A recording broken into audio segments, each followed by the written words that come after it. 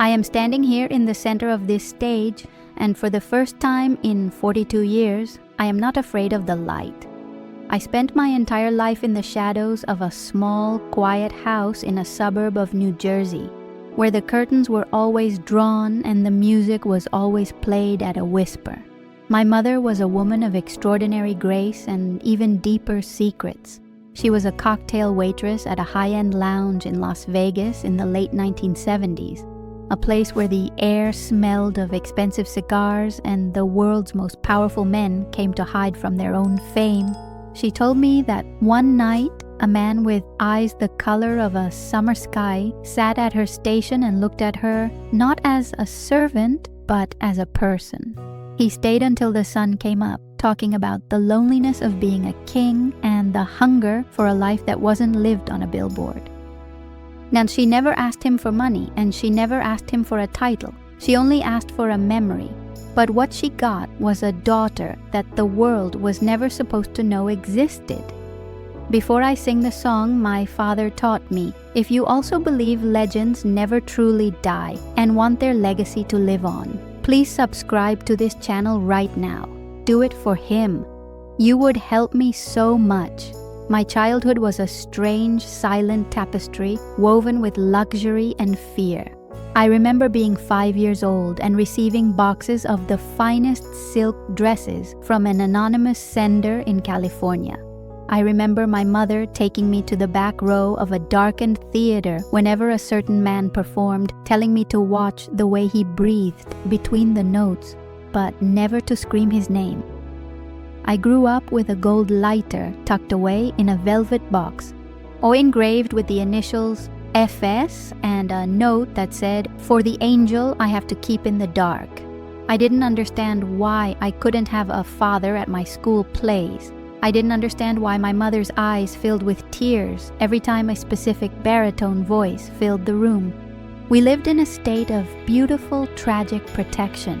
My mother sacrificed her own chance at a normal life, a normal marriage, and a normal identity just to ensure that the chairman of the board wouldn't have another scandal to break his heart.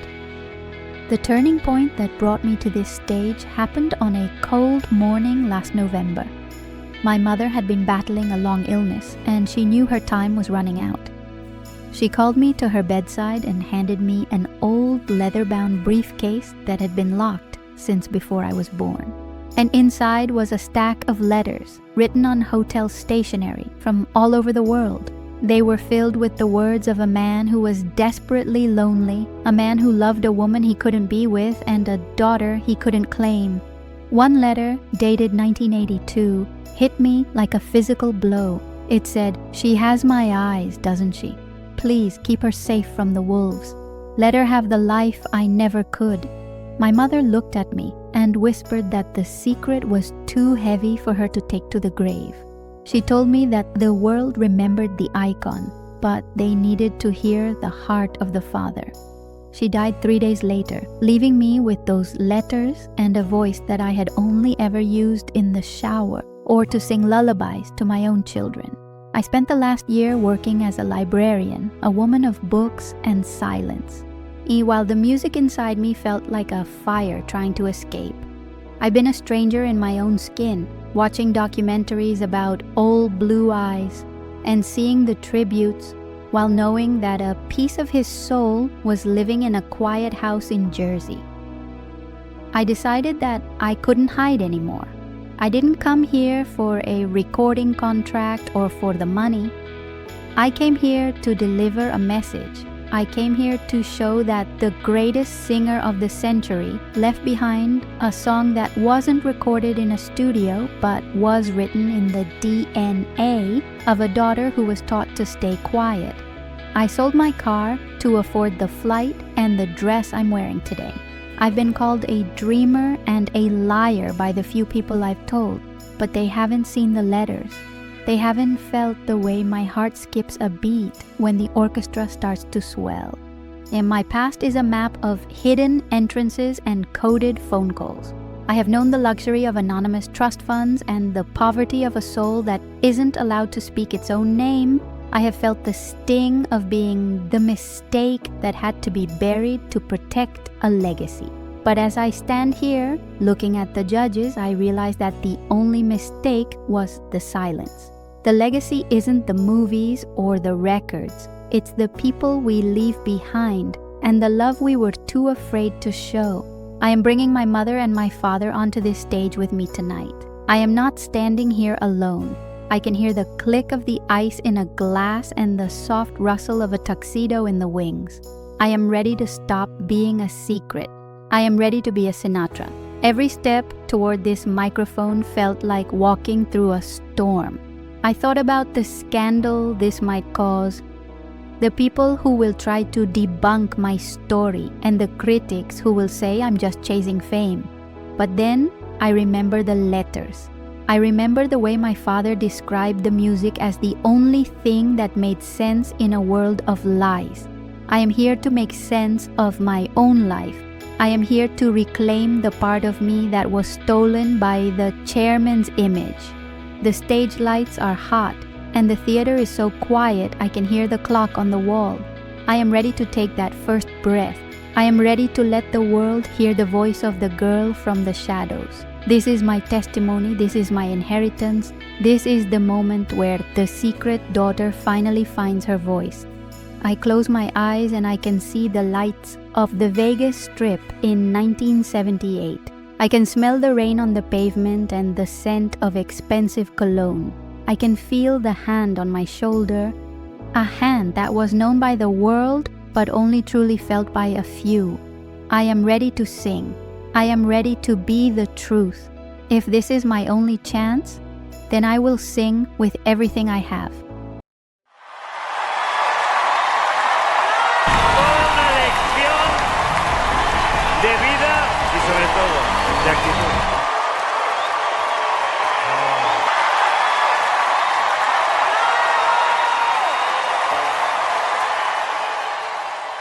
Pues cuando quieras.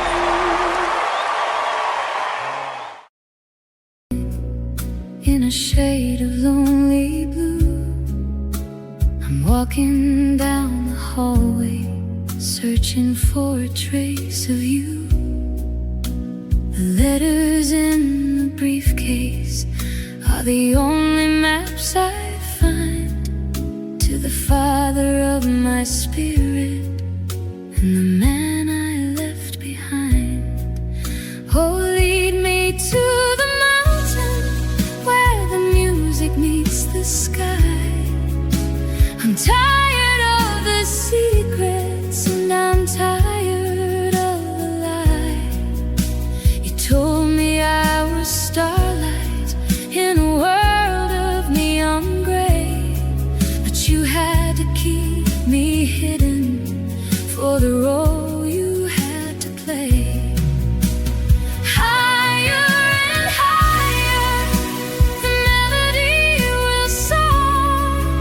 I'm knocking on the golden, heavy velvet of the door.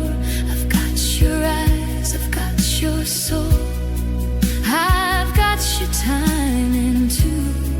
I'm singing out the message that I never sent to you. The chairman is a phantom, but the father is a king. Listen to the daughter who was taught she shouldn't sing. I'm breaking all the records and I'm breaking all the glass. I'm letting all the shadows and the heavy memories pass. Fly me to the moon and let me dance among the tears. I'm washing off the silence of 47 years. You gave me the inheritance of a rhythm and a grace. I'm looking for the features of my own father's face.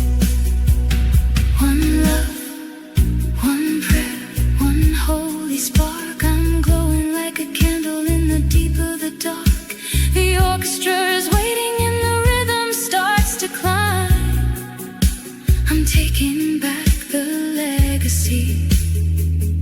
taking back the time. Don't you cry for the secret or the girl who lived in fear.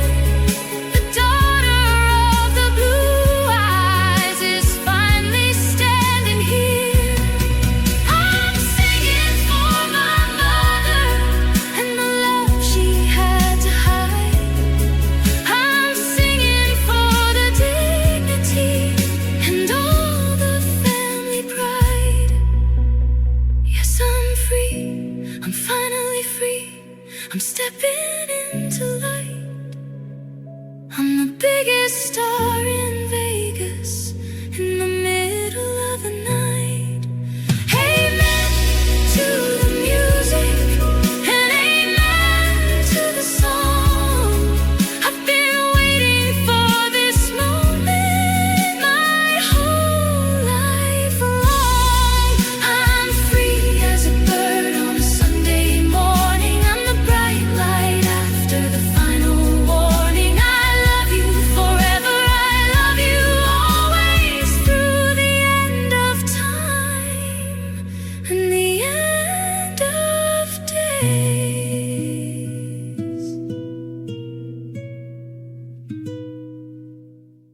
Si te gustó esta canción, por favor suscríbete al canal, me ayudarías muchísimo. Y en la descripción te dejo algunos productos para la salud que podrían ayudarte y apoyarían mucho al canal.